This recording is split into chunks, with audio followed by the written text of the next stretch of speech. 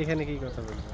Everyone, আমি আমার ভাই এখন আমরা আছি একটি সুন্দর প্রকৃতির মাঝে। চারিদিকে সবুজ গাছপালা। এই যে এই সময় অনেক মানুষ প্রকৃতির হাওয়া খেতে চলে আসে এখানে। সামনে একটা ব্রিজ রয়েছে, সুন্দর ব্রিজ। আমরা উঠবো এখানে, দেখি কেমন লাগে।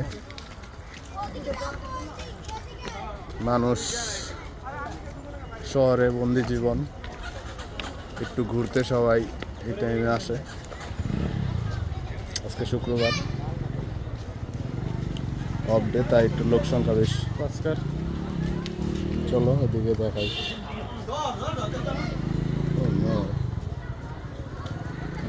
ভিডিও করতেছি।